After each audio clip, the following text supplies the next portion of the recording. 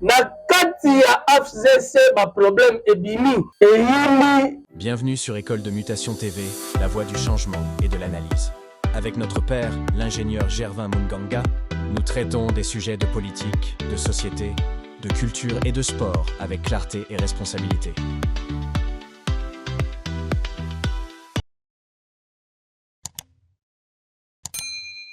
Bienvenue dans notre émission École de Mutation Kelasi Yambongwana Yanzela Yamakanisi. Autrement dit Kilelo, présenté par Mwana Kololo Pango, Mwalamboka Père, ingénieur Gervin Munganga, qui est devant vous au plateau des chaînes télévision internet de référence École de Mutation TV.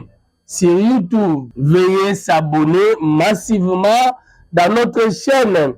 Aimez, commentez et partagez l'émission. Bonjour et bonsoir, selon l'heure laquelle vous nous suivez. Nafese et Yindi. Masolo et komi mutu awa na ebisi biso lokola tomesana koloba na kati émission na biso tolobaki biso toko informer biso dans la vérité. Notre devoir c'est vous informer dans la vérité. Biso toko salela mbodité.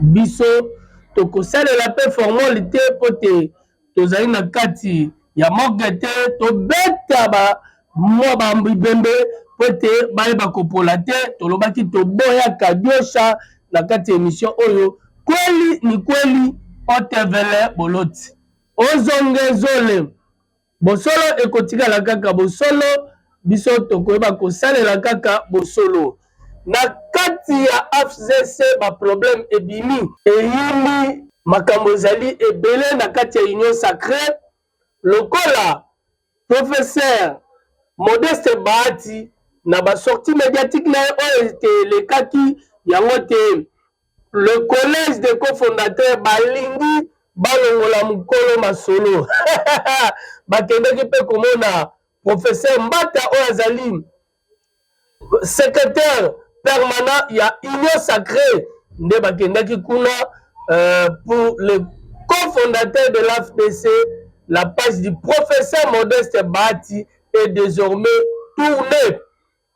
Bilomboko Bolanda Maïtokopesa bino na nzela bilili pote tolobaka TV ezali radio te bilomboko botala nanu Bolanda ebongo te pote kozala te mwana mboka mwana Kololo Pango père ingénieur Gervin Munganga yebisa biso mais na yebisi bino Bolanda nanu na kotala na nzela ya machine kuna na sima tomonaka ingénieur Tune le roi dans l'ombre pe namoni Miguel oyo azali koskote na kati na émission oyo botela biso na premier élément tolanda nanu.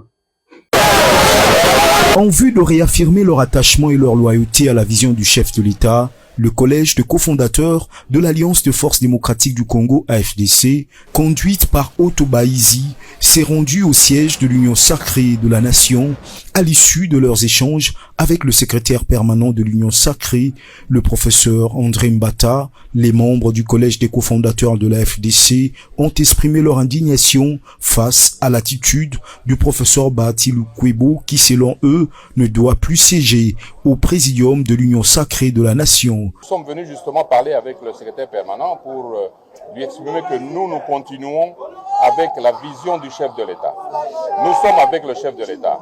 Nous ne pouvons pas évoluer, avoir un pied dedans, un pied dehors, un pied avec le chef de l'État, un pied avec l'Union sacrée et l'autre pied avec les ennemis. Ça n'a pas de sens. Et donc, ce que nous décrions aujourd'hui, c'est que le professeur Modeste Bahati Lukwebo a excellé dans l'incompétence, la mégestion et est une taupe au sein du présidium de l'Union sacrée. C'est pour ça que nous avons demandé à l'autorité du secrétariat permanent de l'Union sacrée d'extirper cette mauvaise herbe qui est le professeur. Il ne peut pas siéger au sein de ses pairs du présidium tout en étant espion. Pour le collège des cofondateurs, la page est désormais tournée pour Modeste Bahati Lukwebo. Désormais, la page est tournée pour Modeste Bahati Lukwebo, même s'il n'a pas encore compris ou ne sait pas lire les signes des temps. Désormais, c'est nous qui conduisons l'Alliance des forces démocratiques du Congo. Ils appellent ainsi les mandataires, députés, sénateurs et personnalités de la FDC à rejoindre leur mouvement au risque qu'il ne soit trop tard. Merci. De retour dans notre plateau, TV Zalingonga. Tosalelaka likamwangonga. Awa bino moko bauti komona, bino moko bauti kolanda. Tokolandela yango penda po teza likambo ya kolandela yango pe tokolobela yango po te biso awa tosalaka ba analyse. Notre émission c'est à caractère pédagogique.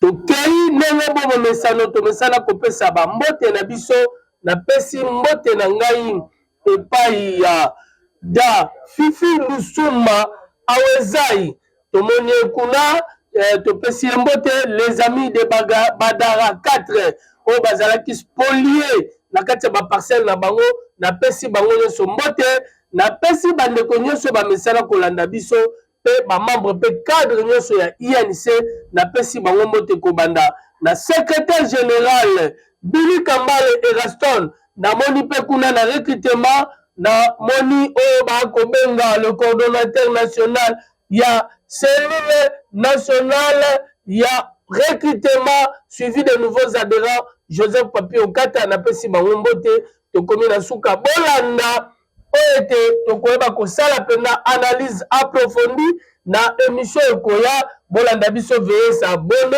clocher na cloche wana pote osabone to monani lisusu mbala sima bye bye ciao. Bienvenue sur École de Mutation TV, la voie du changement et de l'analyse. Avec notre père, l'ingénieur Gervin Munganga, nous traitons des sujets de politique, de société, de culture et de sport avec clarté et responsabilité.